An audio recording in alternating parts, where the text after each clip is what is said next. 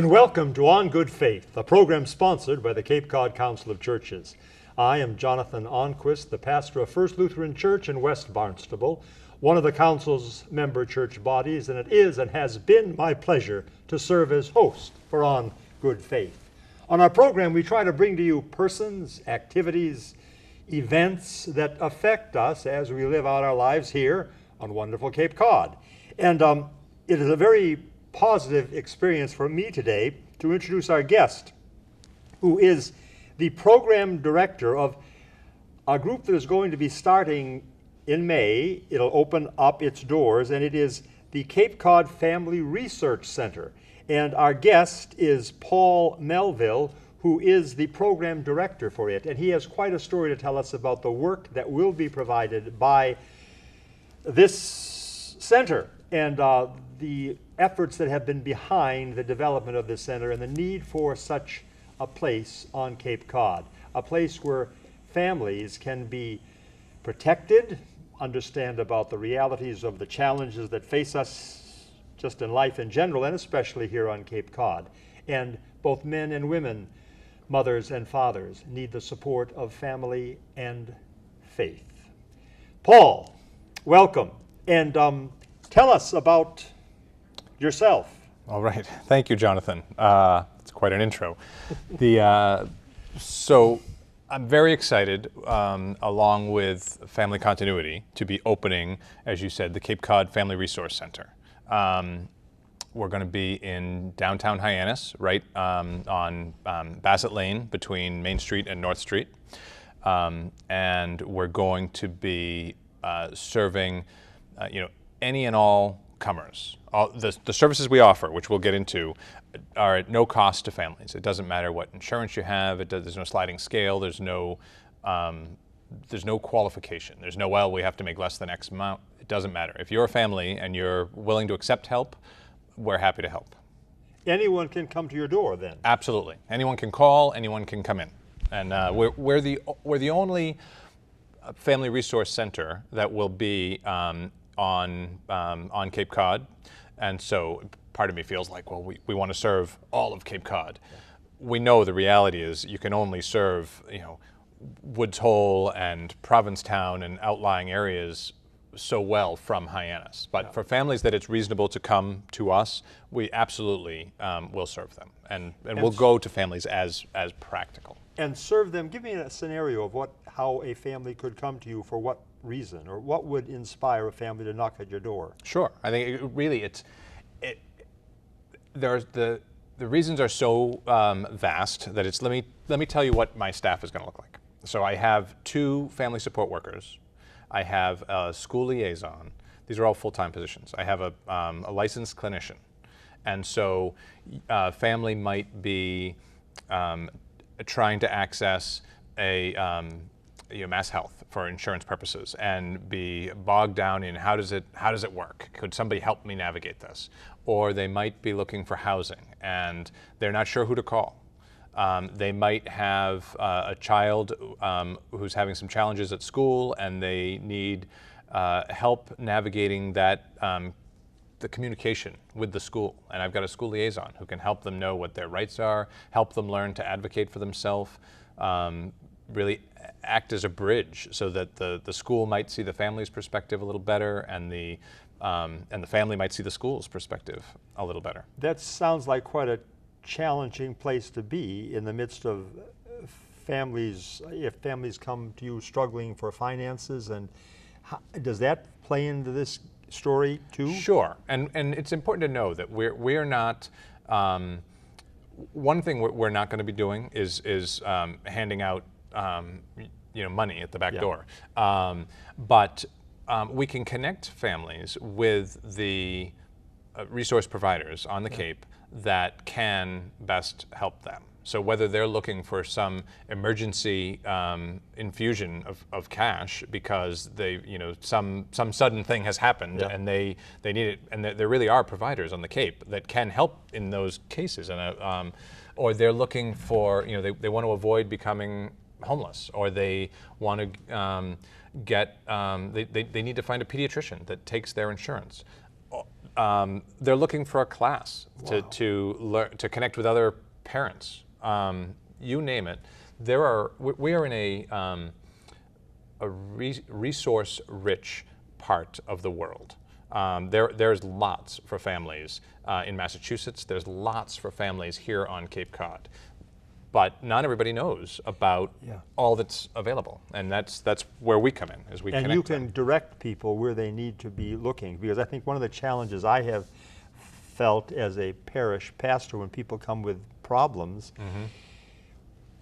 where do you send them? Right. There's so many different organizations touching the same issue, and you don't know where to go. But you will have an ability to direct people more intelligently.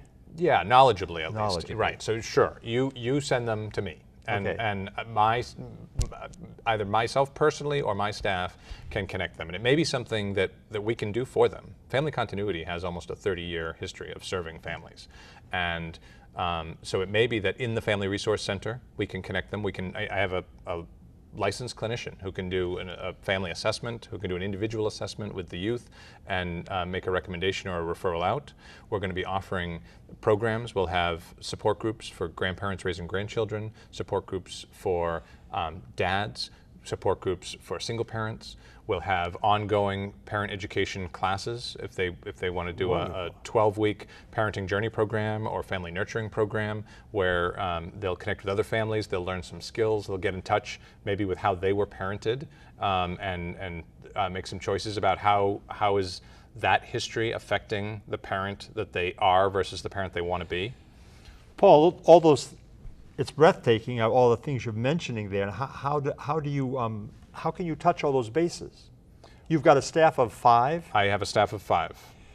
Wow.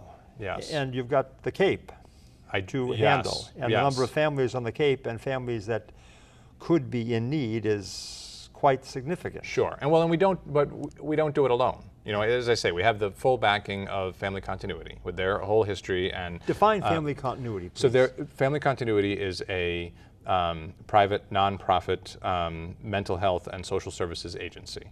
They've been serving the southeastern, really all eastern and central Massachusetts for almost 30 years. They have one of their hub offices is in Hyannis, and they have an outpatient mental health clinic. They do wraparound services for part of the Children's Behavioral Health Initiative, all sorts of really good family-focused service right here in our community. They've been doing for decades. And not everybody knows that. Correct. And that's what I think is so sad. Right.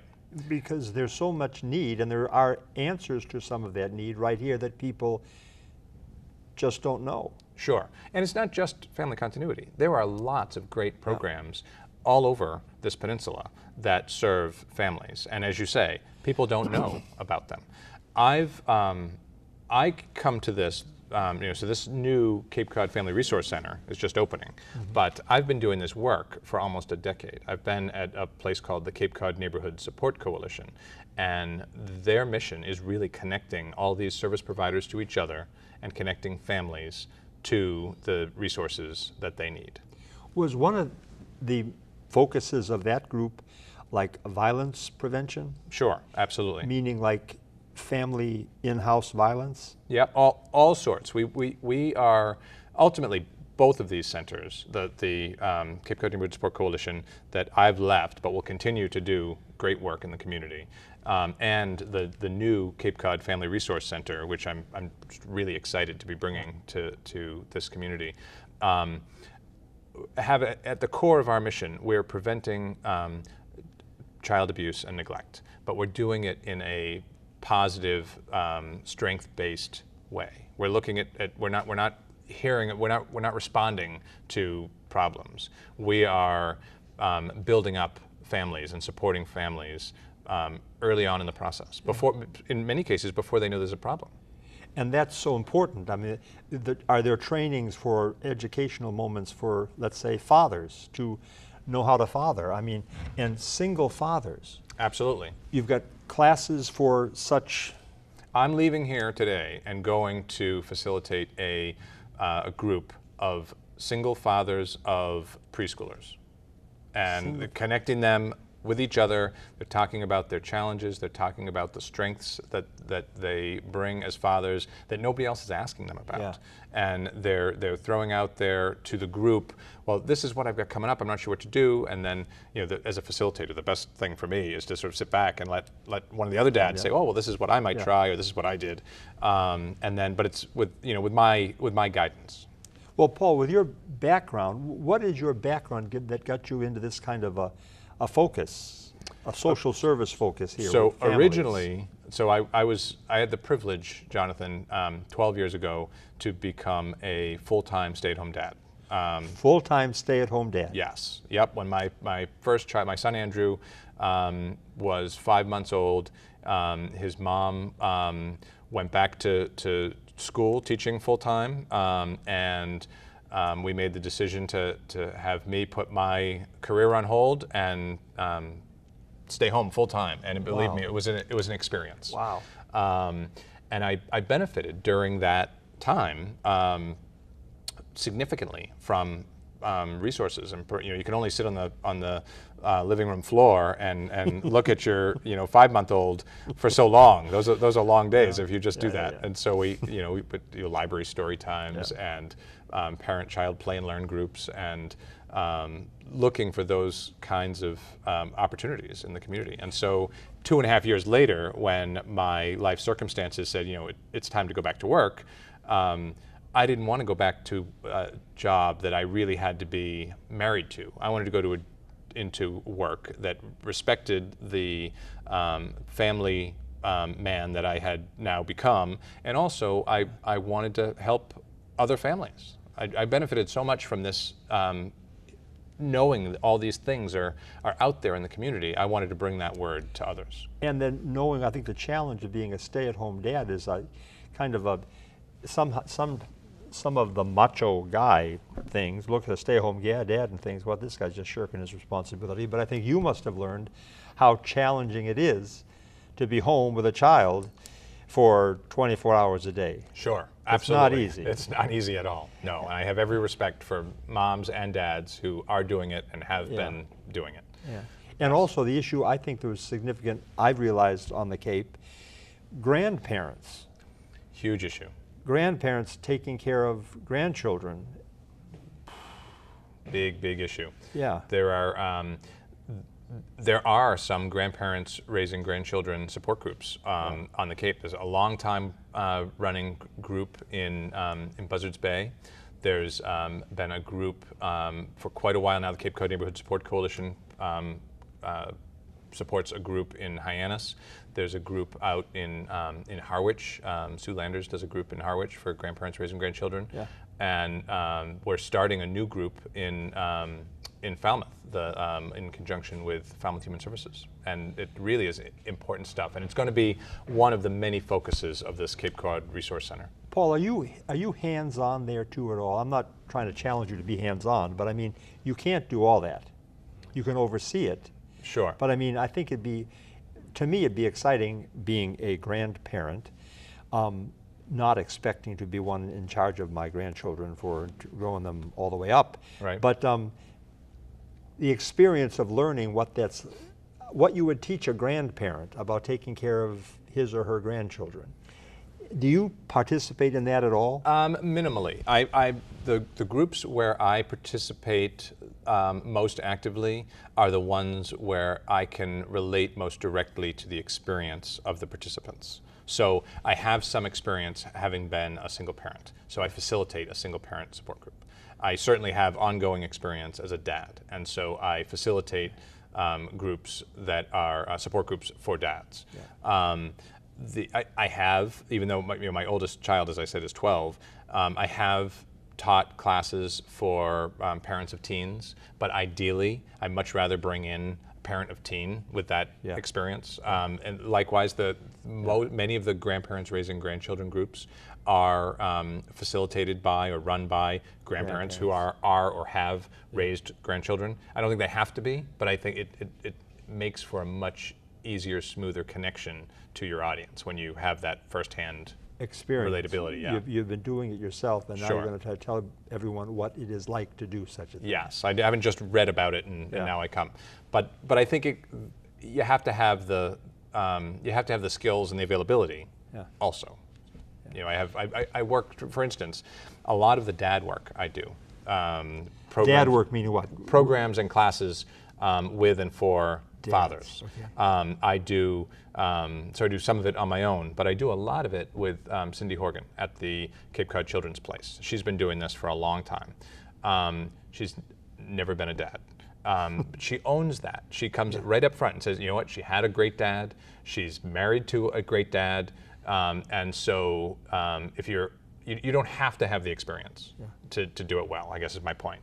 But it certainly comes easier when you're working with a population that you have that connection to. In fact, at the Cape Cod Family Resource Center, one of my full-time positions is a family partner. I have Cynthia Klopfer is a family partner, and she comes with some real lived experience accessing some services, and that's going to help her relate to some of the families that she serves, because she'll be able to share with them in an appropriate way what that experience is, and they'll get that, you know what, this person gets me in a way that they might not get if it were you or I trying to help them navigate that.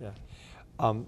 A significant issue with a lot of us today is abuse, physical abuse in families, and how is that going to be dealt with by individuals who are? Is there a group for abuse victims, or like if now I'm being gender specific, I guess, if a woman came in with 2 kids and said, I can't be with him anymore. Right.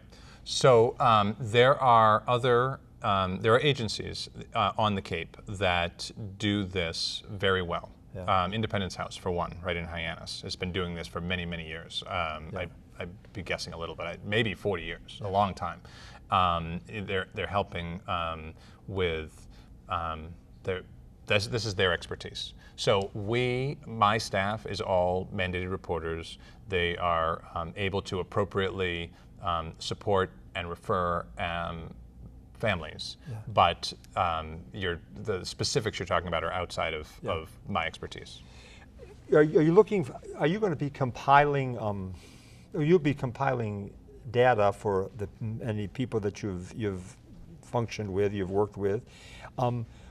Does the scope of your coverage, it's the Cape, but are you sharing with any larger community, like for Massachusetts, social services agencies, and are the connections that broad? Yes, they are. So this whole, in fact, let me back up and tell you how we came about, because this is great.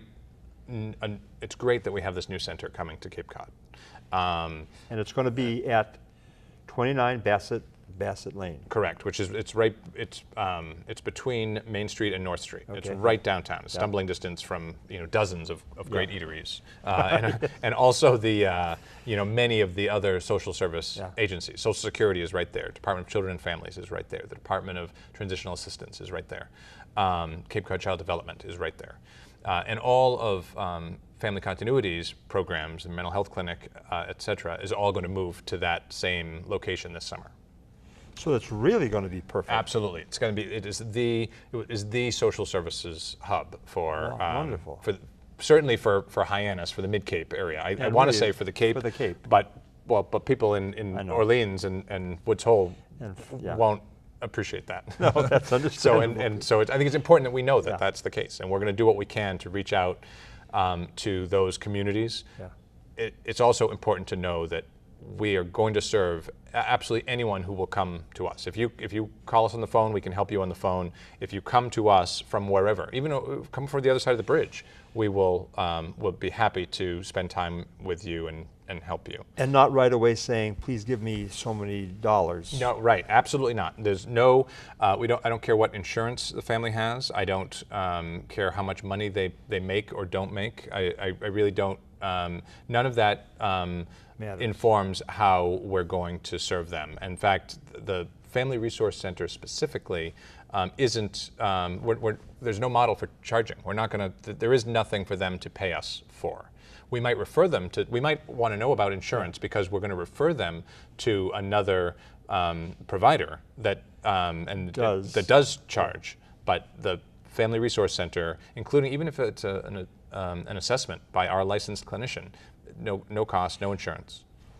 Who pays you? The state. I mean, So it's the state. department. Yeah. So right. I was going to tell you this was created by the legislature. They two things happened. One, you may be familiar with the old CHINS law, Child in Need of Services. Yes. And so a habitually truant or runaway or out of control youth that the school or families struggled with would find themselves in front of a judge and go down. We found would go down this sort of punitive criminalization route and often end up in DYS custody, Department of Youth Services, which wasn't really good for anybody. So in 2012, the state wisely changed that to what's now called the CRA or CRA law. It's the Child Requiring Assistance. And it's a much less punitive, much more supportive, okay, this is what's going on. How can we build up this family? How can we support the family? What are the challenges that are leading to this behavior, and how can we reverse them before it becomes a problem? Yeah. And in doing that, one of the things that the legislature said is, well, we're not just changing the law, but we're going to create family resource centers to help support these families. Right where they are. Right where they are. Yeah. And we're going to create a family resource center, a minimum of one in each county. The legislature. That's the target. Yeah, well, and that's what they're doing. Wow. The law actually said, the legislature said in law to the Executive Office of Health and Human Services, which is a high up part of state government, said you're going to create these, at least one in each county. So there are 14 counties in Massachusetts. And they're actually creating 18 of them. But the Cape Cod Family Resource Center is the Barnstable County version. And then I'm also privileged to be opening with family continuity the Nantucket version. Nantucket, it happens to be its own little county. Yeah. And so we're opening that one in conjunction with Family and Children's Services of Nantucket. Now, right away, when you talk about that, it makes me think that'll be smaller. It is smaller. Yeah. Yes. It's But the same services. same services. It will. So on Cape Cod, we're going to be open every Monday through Friday and a couple of Saturday mornings every week. We're going to be open Tuesday, Wednesday, Thursday night. I've already told you about these 5 full-time positions. Yeah. School liaison, a clinician, a family partner, 2 family support workers.